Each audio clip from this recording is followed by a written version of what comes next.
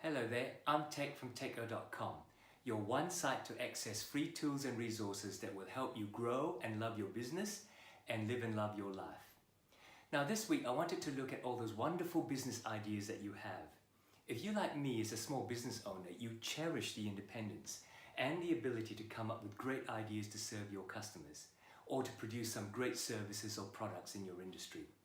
I get it, I've been there, it's exciting. But one of the shortcomings of being a small business owner is that you just don't have the time or the resources to put all of those ideas into action at once. So what do?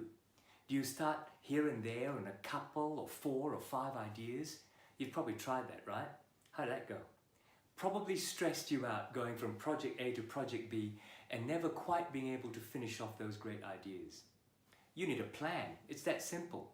You need a process where you can examine all your great ideas and work out when you should activate them, which one goes first, which one should have more priority over another. To do this, you need to put them into context.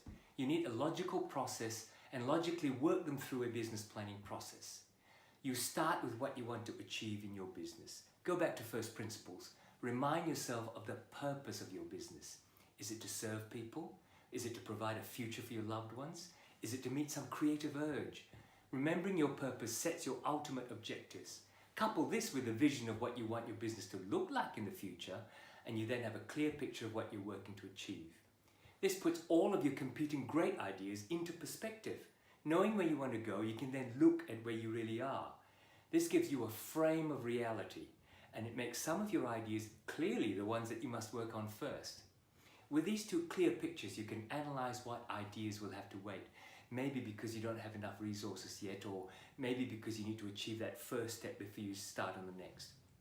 Once you can see this clearly, it then becomes a lot easier to prioritize all your great ideas. You know you can't work on everything at the same time. That way lies madness, or at least a lot of frustration and confusion.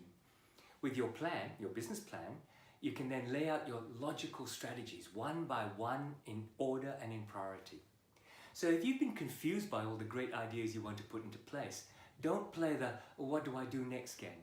Provide yourself with the right information and tools to set your priorities and step-by-step action plans. If you want to know how the business planning process can help you to set those priorities, you can get my free ebook called How to Plan the Best Future for Your Business. Just click on the link below.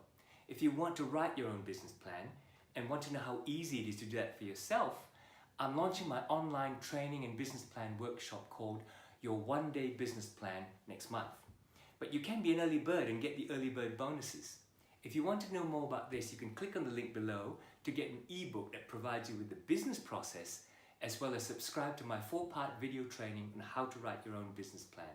It is absolutely free. The ebook gives you the business planning process, and the 4-part video training on how to write your own business plan is also absolutely free. Just click on the link below and keep coming back to Techo.com to look for my announcement about the launch of my online business planning workshop. I'll see you back here.